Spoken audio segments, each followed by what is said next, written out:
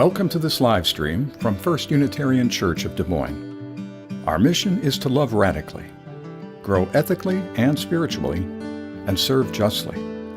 We invite you to visit our website at www.ucdsm.org. It's a great way to explore all that our church has to offer, from adult programs, to religious education, to social justice work, and more. But the best way to know us is to visit on a Sunday. We'd love to get to know you over a cup of coffee after the service. Speaking of which, today's service will begin shortly. So now we'll take you inside.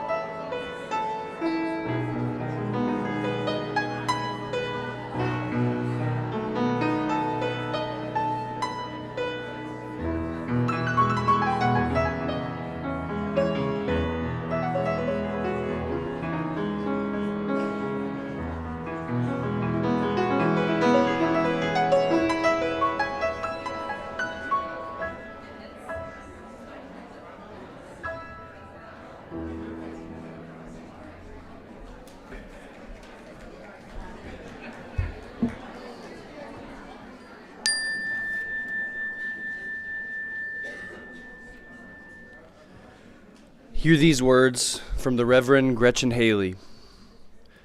Though you've been warned and given plenty of explanations, reasons to do otherwise, you have persisted. To claim a life of joy and justice, to carve out this time, this space, for the renewal of your own heart. Despite all the reasons, the resistance fighting for your attention, luring you towards fear, you persist to practice gratitude for this day, this life that has been given, this chance to begin again.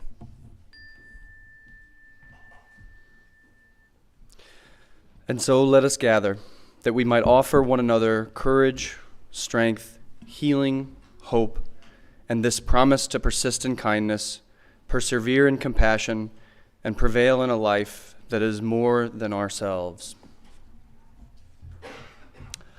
Please join me in the chalice lighting words in your order of service or on the screen. We gather knowing that our light can't reconstitute itself. Without each other, a coldness sets in. Leaning on each other, trusting each other, helping each other fall back in love with life over and over again. Only from this does the flame emerge. Today, may it rise again.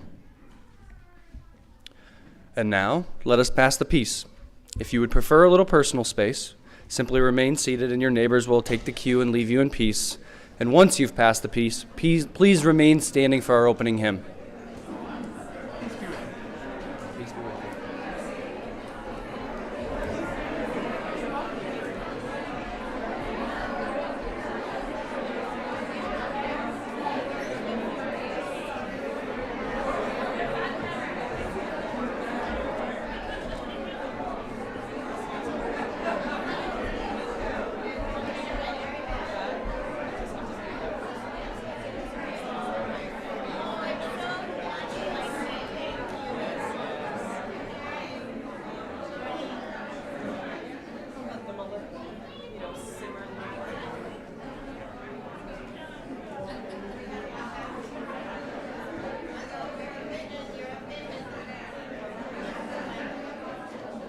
When you are done with your neighbors, please remain standing and sing with us our opening hymn, number 6, Just as Long as I Have Breath.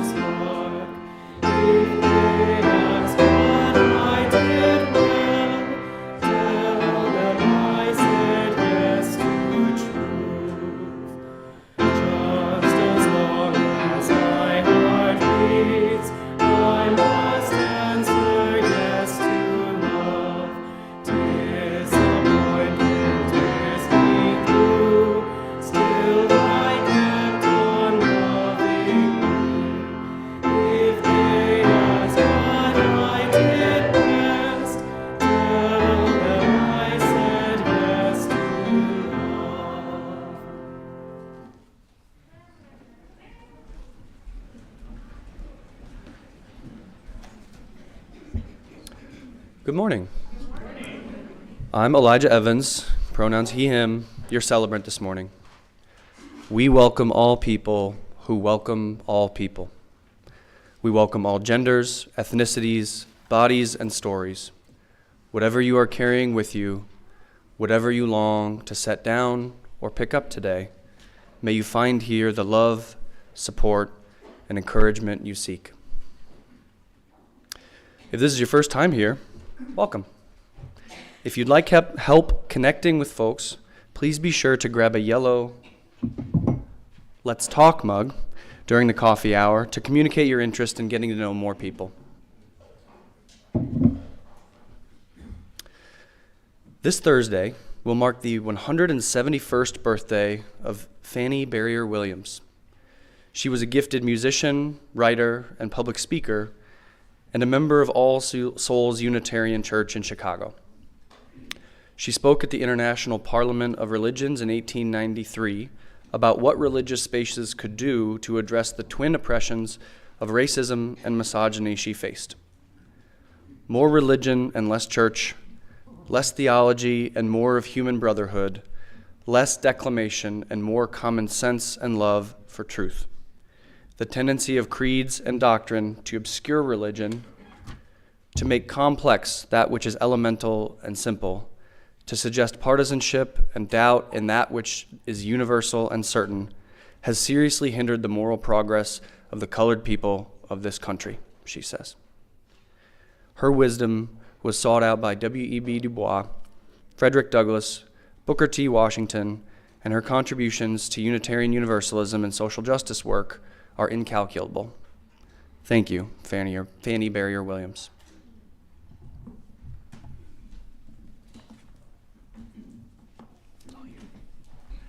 Good morning, everyone. I'm the Reverend Steve Seek. I use he, him pronouns, and I'm honored to serve as your minister.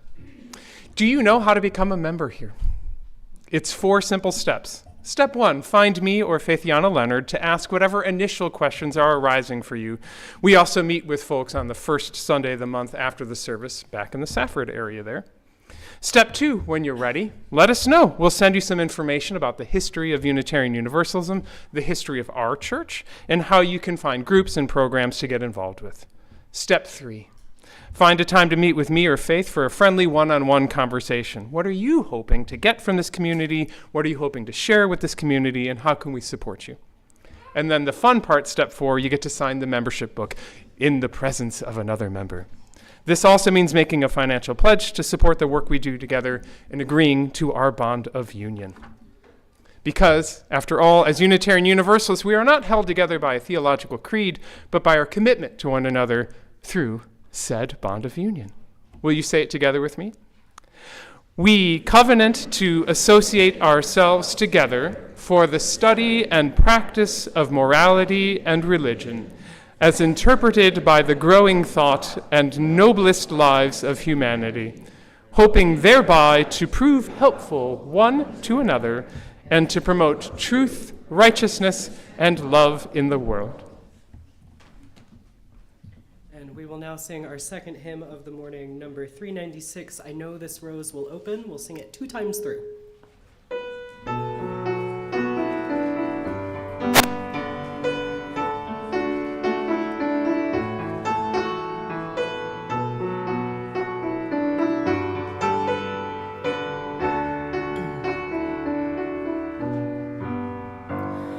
I know this rose will open. I know my fear will burn away. I know my soul will unfurl its wings. I know this rose will open. I know this rose will open. I know my fear will burn away. I know my soul will unfurl its wings. I know this rose will open.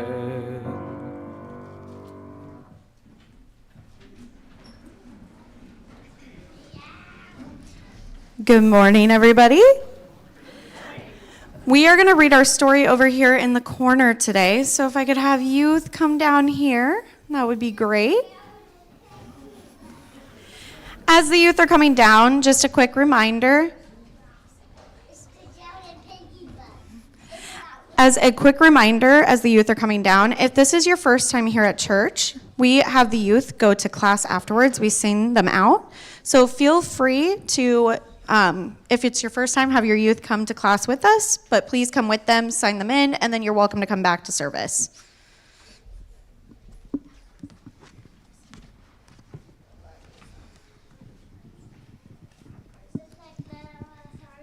So for today, we're going to do something a little bit different.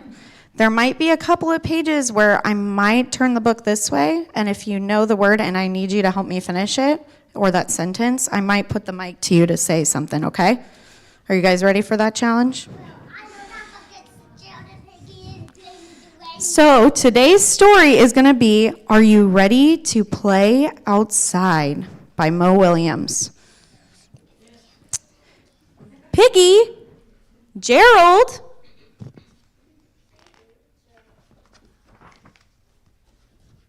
are you ready to play outside? Yes, yes, yes. Yes, yes, yes. We are going to do everything today. We are going to One. run. We are going to Skip. skip. We are going to Jump. jump. Nothing can stop us. Blink. Uh-oh. Oh no! It's starting to rain.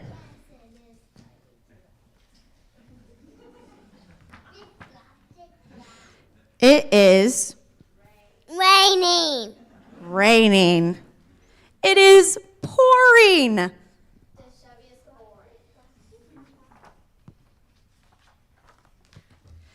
It is really pouring. I have never seen so much rain in my life.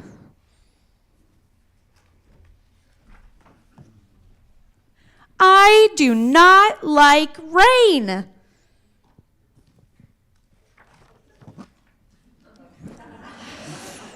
I am not a happy pig.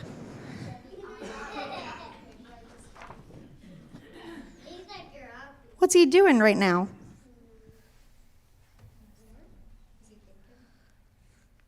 He's thinking, isn't he?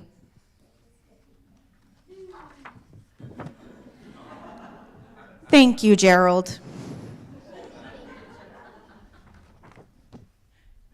But it is still raining. Good. Grr. How can anyone play outside with all this rain?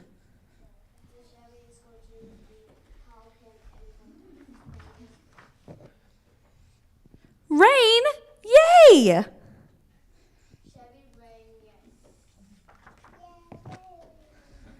Splish, splash, splish, splash, splish, splash. They are having fun. Maybe we can have fun too. So they have to play with the worms. We can try. Who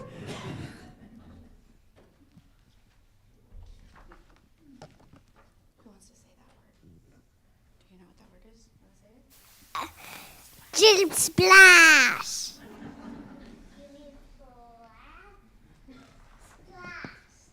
This is great. Let's play.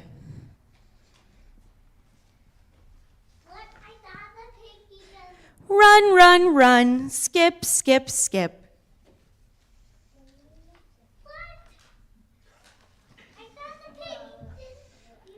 Jump, jump, jump. I love rain. They changed their mind, didn't they? I hope it rains all day.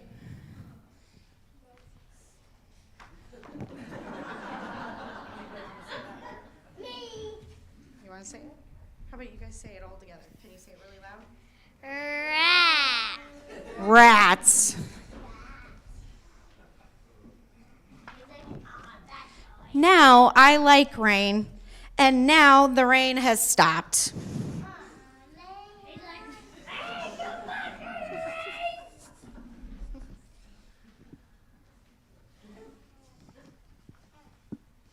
I am not a happy pig. Do not worry, Piggy. I have a plan.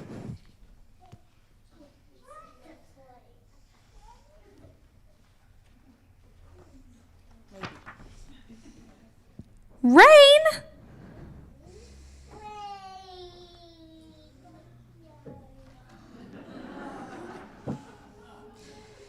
Elephants make the best friends.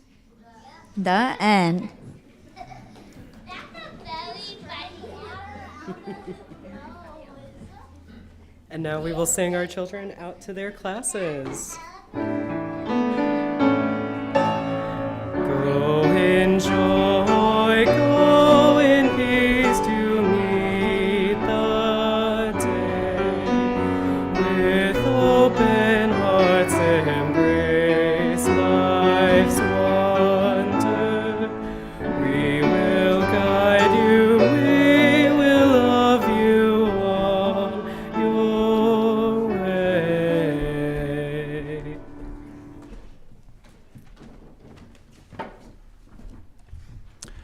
Hello, I am Jeremy Gunther. I use he, him pronouns. And Lori Emma Sinclair, she, her. We are part of our church's endowment committee, and we are seeking REACH grant applications for the first round of disbursements for this church year. And just in case anyone in the room doesn't know what REACH stands for, it's Radical Engagements and Creative Happenings. Some recent examples of where our REACH grants have gone would be for furniture and toys in the child care room. That's in progress right now. AV equipment in this auditorium. Our well-known, well-attended, and highly valued Trans Lives Fest is partially sponsored by a REACH grant. Green Sanctuary Mini Forest in West Des Moines, and support of Ukrainian refugees. So for those of us who don't follow the endowment monthly like the committee does, we now have around $875,000, which is fabulous. The bylaws allow us to provide the congregation 2% of that per year for radical engagement and outreach. So that means that this year we have $17,188.75. Lots of money, $17,000 to do some radical engagement and outreach. So we're very excited as a committee to get some ideas from you guys so we can kind of implement these. They used to be limited to $2,500, but we don't limit them anymore. We estimate that we're going to spend about half of it in this cycle and half in the next cycle. So we're looking for, someone do the math, something around 8,000, 9,000. I know, do the math, you'll figure it out. About half of that right now. So the goal of the endowment committee eventually is to grow our endowment to about 2 times our annual budget, like a good savings account for emergencies, right? So if we were to estimate that right now, we would love to see the endowment $1.2 million. That would make our 2% even more, right? More money for radical engagement. To do that, we need donations from you all. So if any of you happen to be doing your will this year, happy to be doing your estate planning, think of us. We're always willing to be added into someone's will, or if you want to do a request when someone passes away, the endowment is always a way to show your love and appreciation for your fellow UUs as they pass. We did it.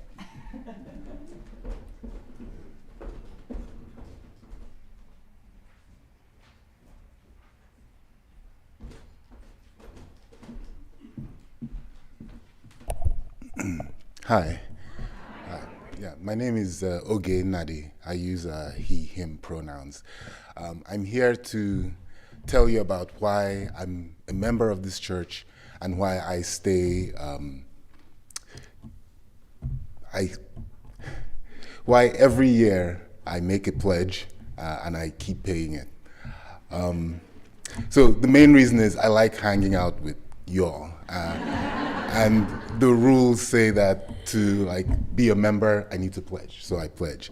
But part of the reason why I like hanging out here is, well, there's lots of reasons, but I have 2 stories to tell. One was last year when the legislature passed the law removing LGBT from the Bill of Rights of Iowa. Sarah Chang invited me to a protest at the Capitol. So that was my first protest ever in the US. I was nervous. I got a burner phone. I wrote down the phone number of a lawyer on my arm in case I got arrested. I mean, nothing happened, but being at the Capitol and looking around and seeing you all there and other people from town made me feel good to know that I wasn't the only one that thought it was an outrage. Anyway, fast forward to this year, I heard that there was another protest right after Nicolas Maduro was kidnapped, and that was also an outrage to me, but I happened to be sick at the time. And so I debated going right up until that day, but I decided not to do it anyway in the end. And then that afternoon, I was checking my email, and I got an email from a committee. Reverend Steve was writing to us about scheduling time to meet.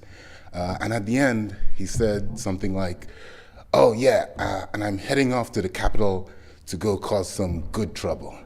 And I felt good that, hey, I couldn't make it, but like the team was still gonna be represented. So yeah, those are a couple of reasons why I keep hanging here and keep making my pledge.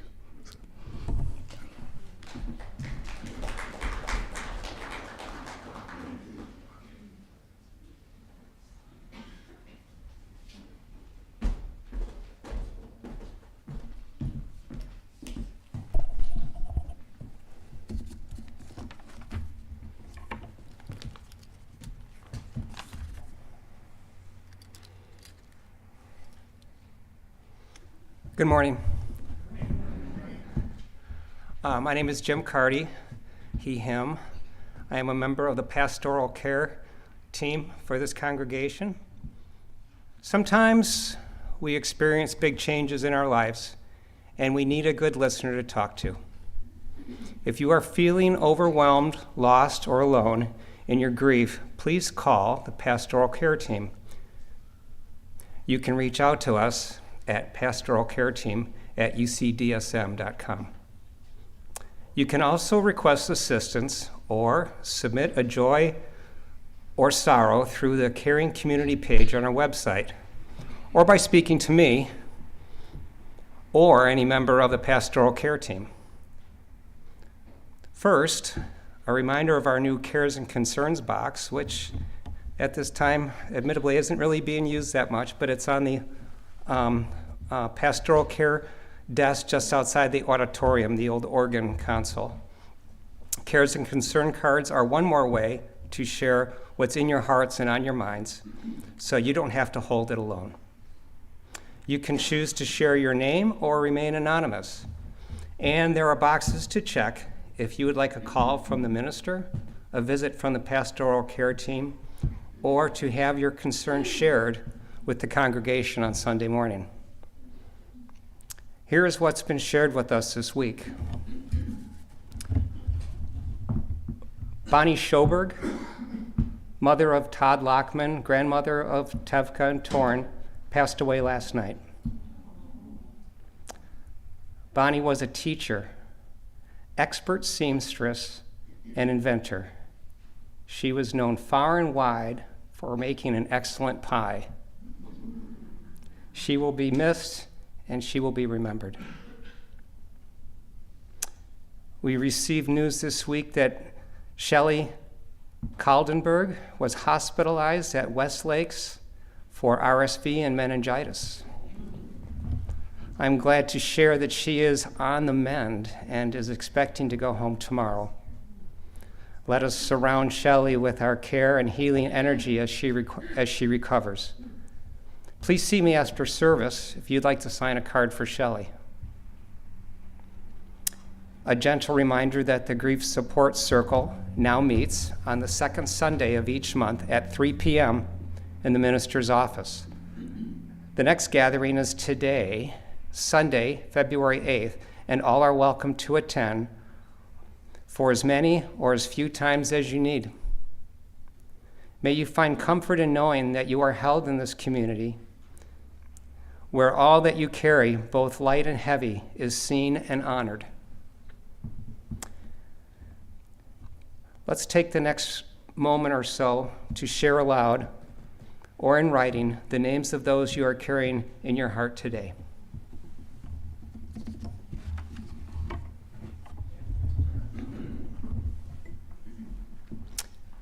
We light 3 candles this morning.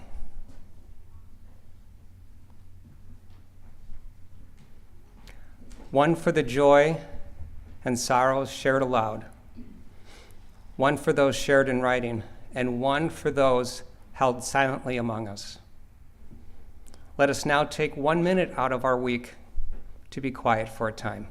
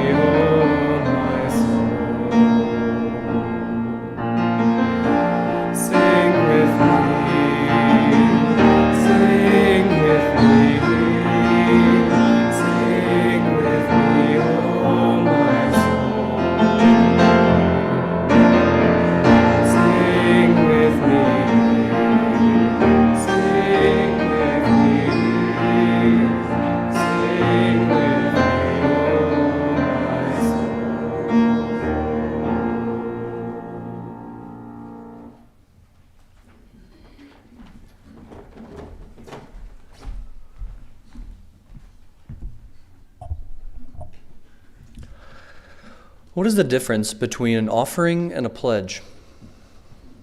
The offering is a ritual, a weekly practice of our value of generosity.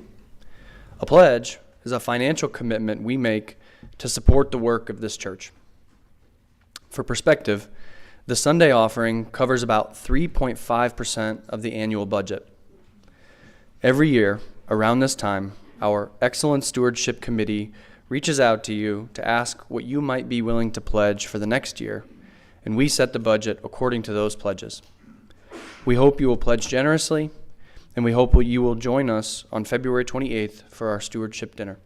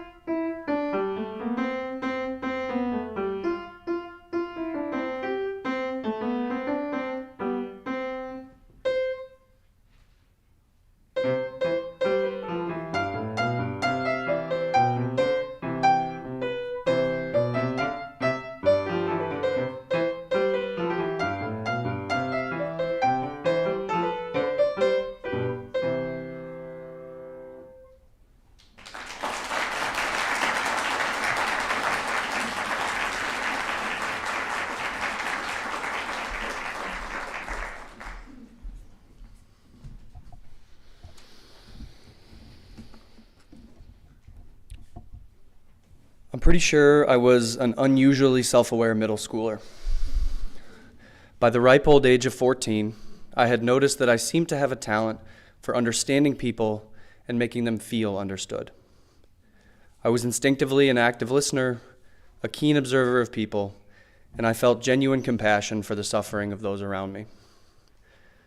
Starting in 7th grade and solidifying in 8th was the realization that the best professional application of my skills would be to become a mental health counselor. Throughout the rest of my education, I was convinced this was the career path for which I was most suited, but I was also wary of employing a confirmation bias. I knew it would be easy to stick with this early plan, so I continued to learn of my alternatives to ensure I wouldn't encounter a better fit in another field. Despite my entertainment of other options, the further I progressed in my education, the more sure I was that my 14-year-old self was correct about where I belonged. This only became more evident as I got to graduate school and actually began to learn the craft I'd spent my adolescence anticipating. The counseling skills came naturally to me, and I devoured the various theories of helping with a voracious appetite. I loved the blend of head and heart my training demanded of me, and my education felt like becoming more myself. I graduated wholly convinced this was not just my career, but my identity. As I began to practice professionally, I noticed such a strong identification with my career did present challenges. I could tell that having my self-concept so invested in my work was potentially an issue by the pit in my stomach and the voltage in my nerves each morning. I was anxious. I was so anxious that I fell into a rhythm of unburdening myself of my breakfast back the way it came each morning before I left for the office. Everyone needs their morning routine, right? It turns out I had come to feel responsible for the well-being of my clients in a manner that left me feeling inadequate if they continued to struggle. Not only did I feel responsible for my clients' improvement, I also felt accountable for their safety. I was terrified of the possibility I may lose a client to despair and be crippled by the resulting guilt and feelings of failure. I needed help. So, like a good advocate for help seeking, I sought my own assistance. I found a therapist, and I even did him the favor of providing him with my appropriate diagnosis. It was easy. I was a textbook case of an adjustment disorder with anxiety. We got to work, and together we explored what about my work was causing such mental and physical distress. I found it very helpful to have a space in which I could think aloud about my difficulties and clarify what was happening in my mind. Eventually, I began to realize the unfairness of the expectations I was imposing upon myself. I felt if I was a good therapist, which of course I had to be given I was made for this, then I should be able to help ensure my clients would get better. I felt I should be able to keep every client safe and help each of them grow. And if those things weren't happening, it meant I was failing, not only at my career, but at my identity. If my clients didn't get better, it meant I lost my claim to who I was. This was an important realization, but insight is only the first half of meaningful change. I also had to figure out what to do about it. And my resolution came to me fairly suddenly. One morning, in the same bathroom where so much of my anxiety had emitted, I felt the familiar swells of worry building in me. I was watching my mind cook up worst-case scenarios, and as I noticed myself catastrophizing, I could feel my body react to the threat these imagined situations presented to my career and my selfhood. But this time, I tried something different. Instead of helplessly watching my anxiety spiral out of control, I decided not to follow it down its tailspin. I focused on anchoring myself to my present reality, the feel of the countertop beneath my palms, the sight of the pale greenish light reflecting around me, the taste of recently swallowed chocolate protein shake on my tongue.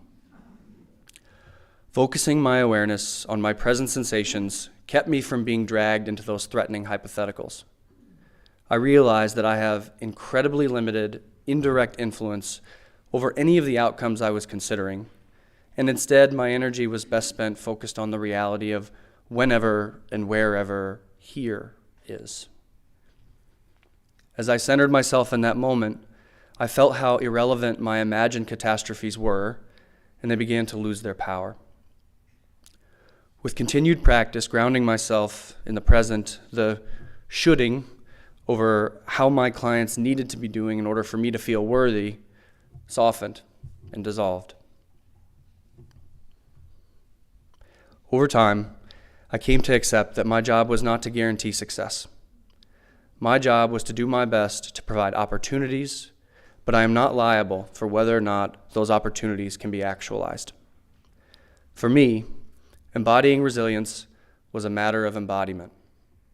I felt less vulnerable when I let my body be my tether to the reality of the here and now, and that grounding in the present gave me the flexibility I needed to not only keep my breakfast where it belonged, but also to practice the career in which I belong.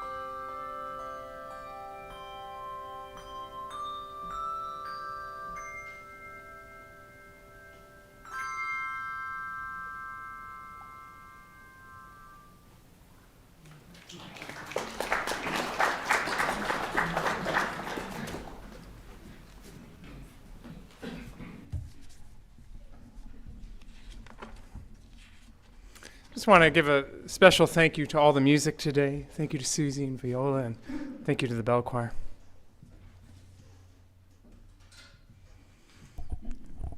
How much should a soda cost? Let's get down to the really hard questions today, yeah? I think this will advance it here. This is not advancing it, but I will try one more time here.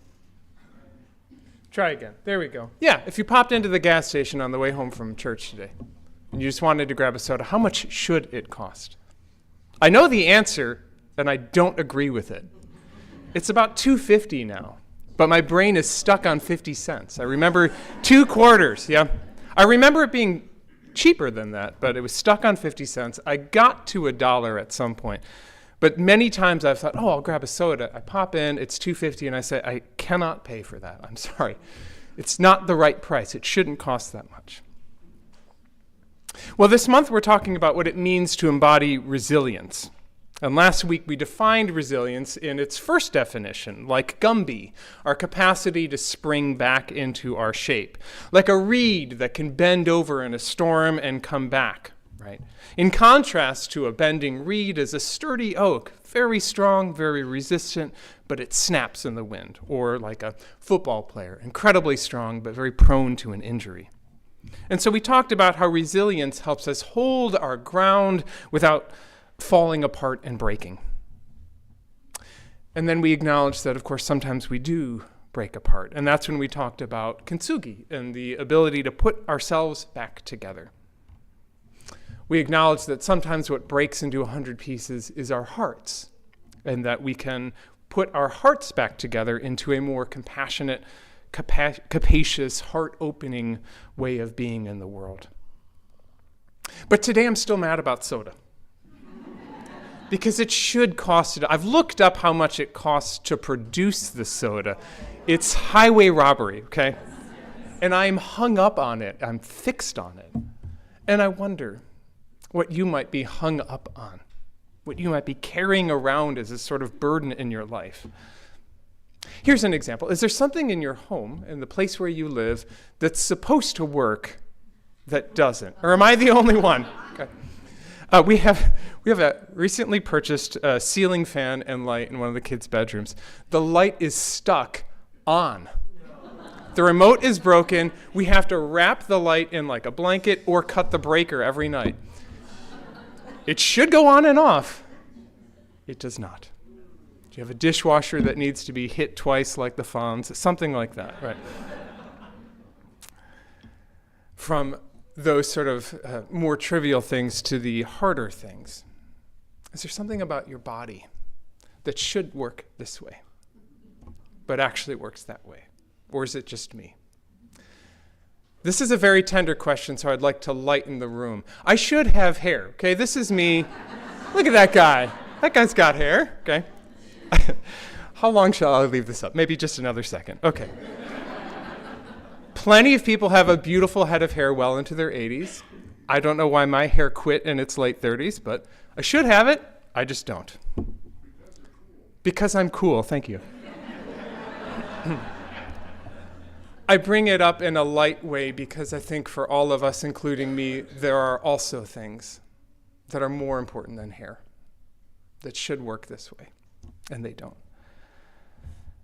As we invite our heart space to open here, something about our childhood that should have gone this way, and it went this way. Something about our families that should be this way, but it's this way. Something about our life story. Our life was supposed to go this way, and it went this way. Can I even say something about our nation that should be here, and we find ourselves here? Soda is one thing, but here's the truth. I don't actually care about soda. But I do care a lot about what should be and what isn't. What do we do when things are not as they should be? What do we feel in those moments? We get hung up on it. We get fixed on it. Yes, it's supposed to be this way. It's wrong that it's this way. It reminds me of those behavioral psychology experiments where they would take the mouse and they would train it to complete the maze, and then at the end of the maze is the piece of cheese. And so the mouse does its effort, and it gets its reward. And the next day it does its effort, and it gets its reward. And this mouse is like, I've got a pretty good thing going here. So it does its maze, cheese, maze, cheese. And then one day these, I would say, mildly sadistic psychologists just move the cheese to a different part of the maze. And the mouse freaks out. Right? Maybe it does the maze again and goes, oh, I must have screwed up, and it works its way back, and it does the whole thing over and over going, I don't understand. This is how it works. It's supposed to be here. Maybe the mouse gives up and sits at the beginning of the maze chewing its tail. But it's hard on the mouse. And boy, do I relate with that mouse sometimes. That's the problem with should. The cheese should be there. I did the maze correctly.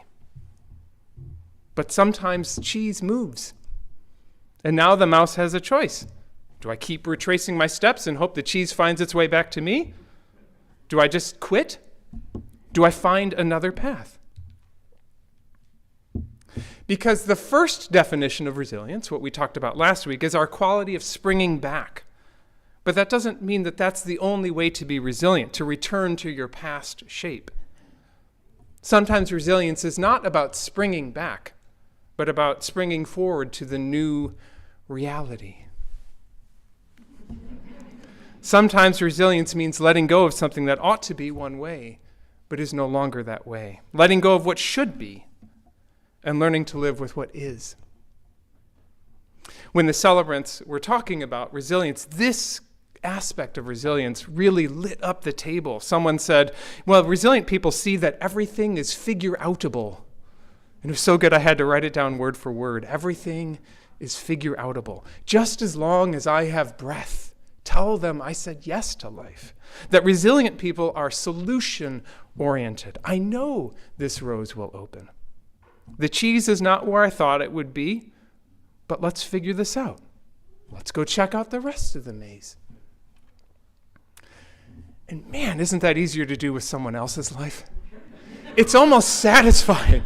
It's almost satisfying to sit with someone else when they are dealing with a my cheese has moved problem and saying, well, I see what the thing is. You keep looking for the cheese to be there, but buddy, the cheese has moved. I have one of my children is very much into Legos, and Legos these days are not just like, let's build what we want. It's like a 50-step, and then at the end of 50 steps, suddenly you have the Batmobile or whatever, right? And because he's a little kid, he skips a page.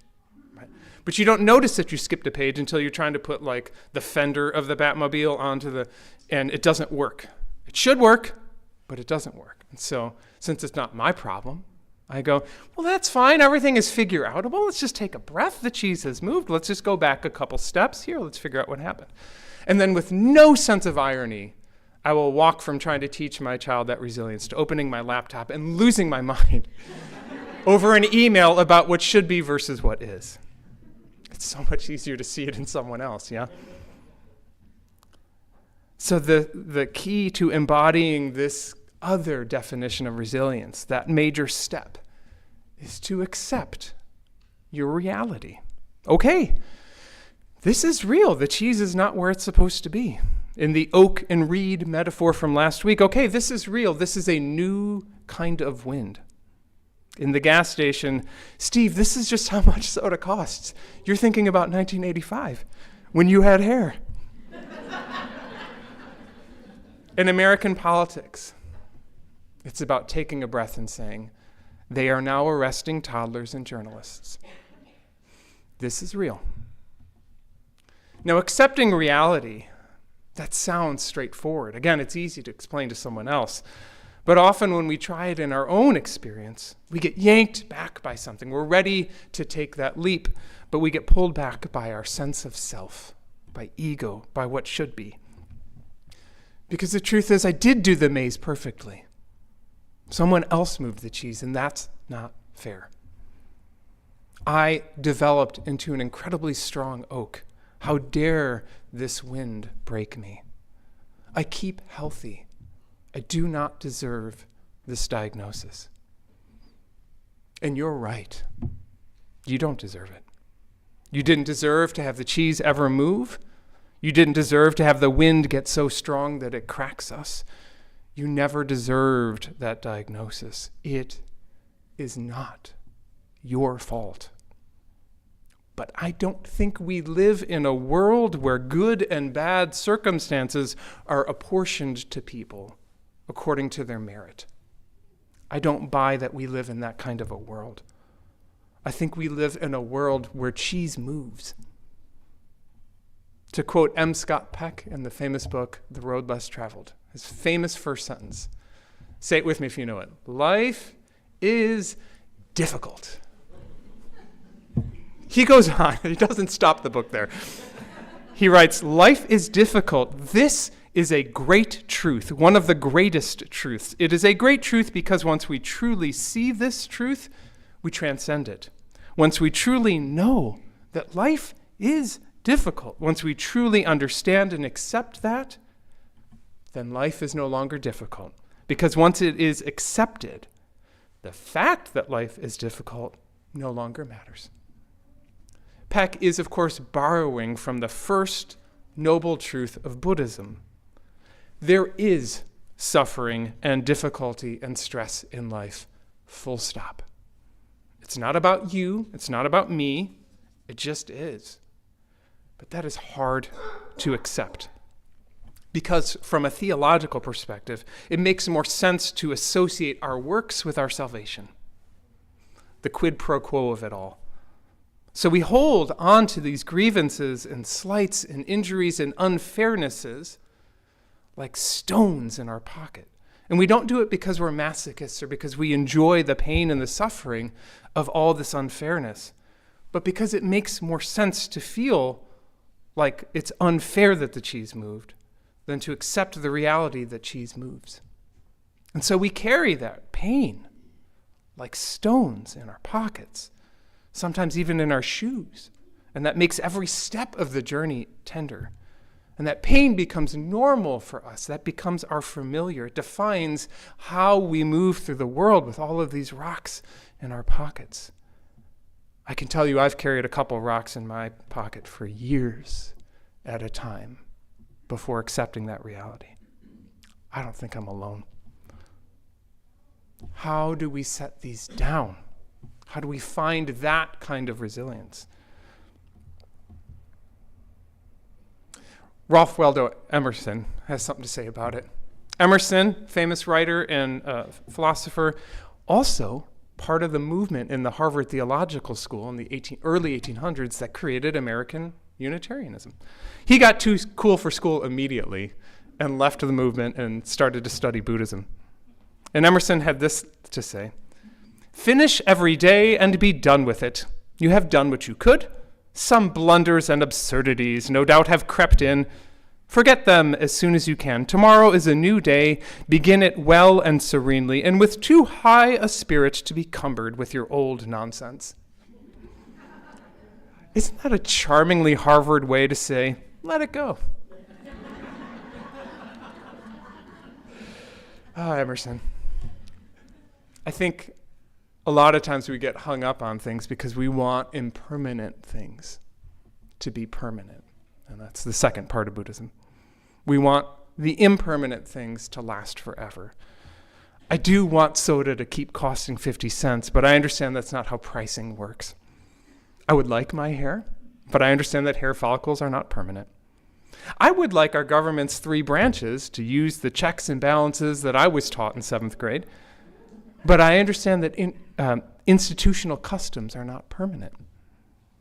And so we suffer because we think impermanent things should last forever, or people, or feelings, or institutions. And so part of this resilience is letting go of should and accepting reality. This is what it is. This cheese has moved, but we can take a breath and we can figure out what comes next. Now what? What will I do with this new reality? That is a terrifying moment.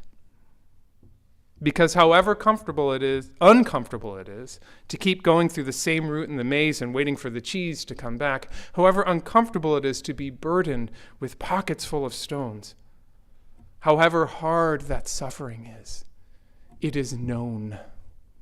It is familiar. When you leave that, the unknown is terrifying. I've never even tried that side of the maze yet. I'll get lost or worse. Because in this part of resilience, you're not springing back to your old familiar shape. You're springing forward into something new. No surprise, Mary Oliver has some wisdom to share on this in her poem, Heavy. That time I thought I could not go any closer to grief without dying. I went closer, and I did not die. Surely God had his hand in this, as well as friends. Still I was bent, and my laughter, as the poet said, was nowhere to be found. Then said my friend Daniel, brave even among lions, it's not the weight you carry, but how you carry it. Books, bricks, grief. It's all in the way you embrace it and balance it and carry it when you cannot and would not put it down. So, I went practicing. Have you noticed? Have you heard the laughter that comes now and again out of my startled mouth? How I linger to admire. Admire the things of this world that are kind and maybe also troubled. Roses in the wind, the sea geese on the steep waves, a love to which there is no reply. What a beautiful poem. Dear ones, as we learn to embody resilience this month, I invite you to set down something that you have been carrying. You were given a stone when you came in today, and perhaps you are wondering, did Steve just get lost in Menards and make the best of it? I invite you to hold that stone. Hold it in your hand. Wrap your fingers around it tightly. Take a breath. There is a should that is weighing you down. An attachment to something impermanent, as Buddha would say. A should that can flow now into this rock. Let the rock take it for you. It's not the weight you're carrying, but how you carry it, and the way you're embracing it and balancing it and carrying it when you cannot and would not put it down. Today, let's put it down. When you're ready, if you like, I invite you to come forward, starting from the back. And we're going to have to use, I forgot about the bells, but everything is figure-outable. We're going to have to use the outside of the side aisle and put down the rock, and then come back in from the inside of the outside aisles. Does that make sense? When you're ready.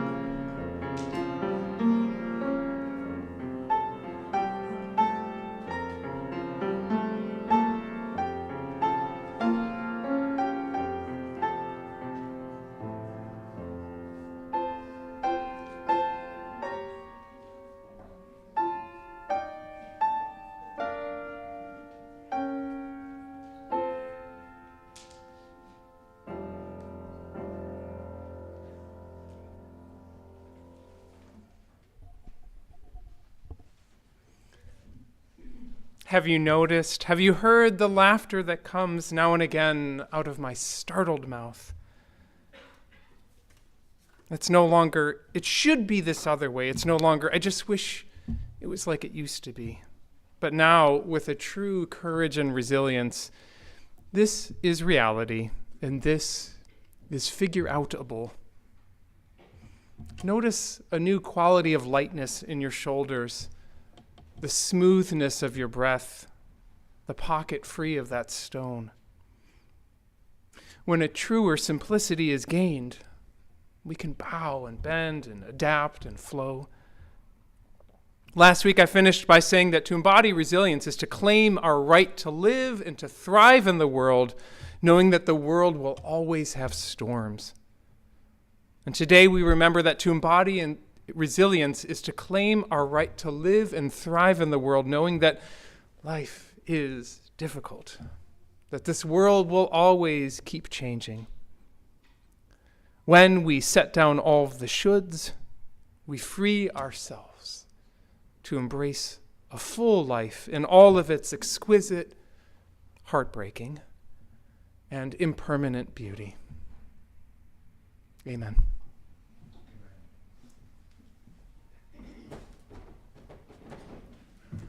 Please arise as you are willing and able in body or spirit to sing our closing hymn number 16, "'Tis a Gift to Be Simple." I think we're doing it 2 times.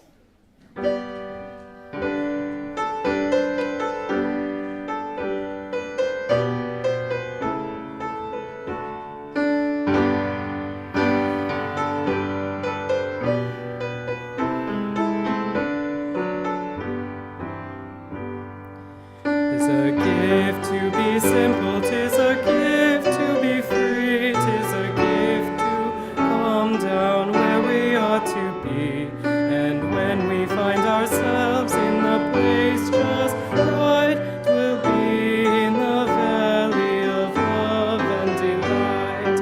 When true simplicity is gained, to bow and to bend, we shan't be ashamed to turn will be a delight, till by turning we come round right. 'Tis a gift to be simple, 'tis a gift to be free, 'tis a gift to come down where we ought to be. And when we find ourselves in the place just right, we'll be in the valley of love and delight.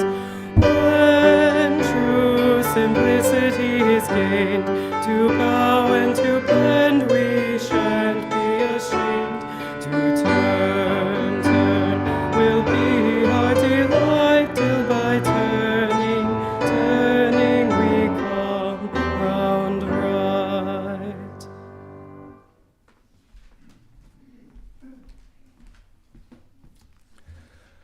Please join me in saying the extinguishing chalice words in your order of service or on the screen. May you embrace your growing with compassion. May courage be yours as you answer your heart's calling. May beauty and wonder be yours even when the going gets rough, and may love always be at your center. A public announcement that because I took too long to talk, let's do the forum starting at 11:10. So that there's more time for folks to gather. And now our benediction. Letting go of what should be, we find ourselves in the place of courage, simplicity, and open-hearted loving. Go forth in resilience, compassion, and love.